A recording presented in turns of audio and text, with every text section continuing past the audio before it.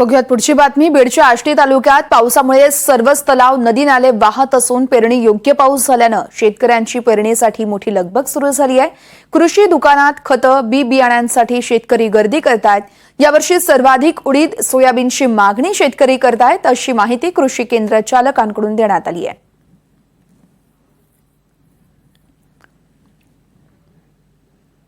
तर धुळ्यातील कृषी उत्पन्न बाजार समितीमध्ये दर मंगळवारी गुरांचा बाजार भरत असतो।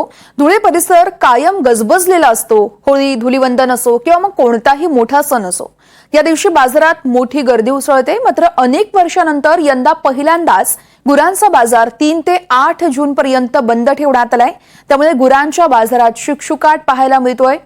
धुळे कृषी उत्पन्न बाजार समितीत पहिल्यांदाच असा सन्नाटा पाहायला मिळतोय। नेमका हा बाजार बंद का करण्यात आलाय, या स्पर्धेचा आढावा घेतलाय आमचे प्रतिनिधी नागिंद मोरे यांनी। आपण बघूयात। धुळे कृषी उत्पन्न बाजार समितीमध्ये 3 तारखेपासून तर 8 तारखेपर्यंत गुरांचा बाजार हा बंद असल्याची माहिती बाजार समितीच्या वतीने देण्यात आलेली आहे।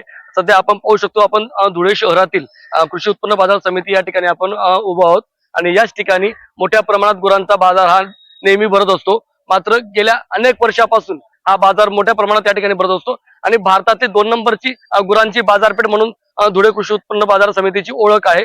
आणि अशातच पहिल्यांदाच गेल्या अनेक वर्षांमध्ये हा बाजार गेले 6 दिवस आता यापुढे बंद राहणार आहे। या संदर्भात हा बाजार का बंद करण्यात आला, याच पार्श्वभूमीवर आपल्यासोबत बोलण्यासाठी मार्केट कमिटीचे सदस्य आपल्यासोबत आहेत। काय सांगाल की एकंदरीतच गेल्या अनेक वर्षांमध्ये असा कुठलाही प्रसंग घडला नाही की गुरांचा बाजार हा बंद ठेवण्यात आला, मात्र आता तब्बल 6 दिवस मार्केट कमिटीने या ठिकाणी निर्णय घेतला आहे आणि हा बाजार या ठिकाणी बंद राहणार आहे। काय नेमक्याची प्रमुख कारण आहेत?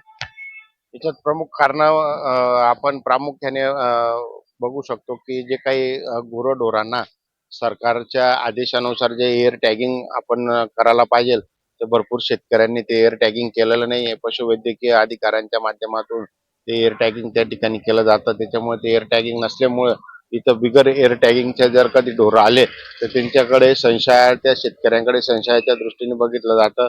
आणि आता जो काही सण येतोय, बकरी ईदचा जो सण येतोय, त्या बकरी ईदच्या सणाच्या माध्यमातून या ठिकाणी मोठा बाजार या ठिकाणी भरतो। भारतामध्ये जे काही बाजार भरतात त्यात आपल्या धुळे शहराचा जो बाजार आहे तो सर्वात मोठा भरतो।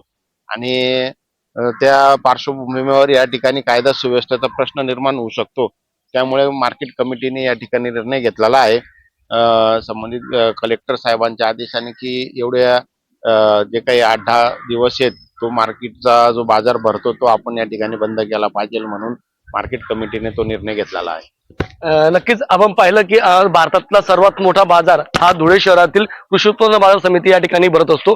मात्र मागेच आपण जर बघितलं तर गोरक्षकांनी काही आक्षेप या ठिकाणी घेतलेला होता की जे काही शेतकऱ्यांचे जे काही जनावर आहे ते कसाईंकडनं मोठ्या प्रमाणात खरेदी केली जाते, असा आरोप त्यांच्याकडनं करण्यात आला होता। तसेच दुसरीकडे मार्केट कमिटीचे जे काही प्रशासन असेल, पोलीस प्रशासन असेल, यांच्या वतीने देखील आता या ज्या गुरं आहेत यांचे एअर टॅगिंग करण्यात यावी, याच पार्श्वभूमीवर कुठे कायदा सुव्यवस्थेचा प्रश्न निर्माण होऊ नये म्हणून प्रशासनाने याची खबरदारी म्हणून 3 तारखेपासून तर येत्या 8 तारखेपर्यंत हा गुरांचा बाजार हा बंद ठेवण्याचा निर्णय या ठिकाणी घेण्यात आलेला आहे। NDTV मराठीसाठी नागिंद मोरे, धुळे।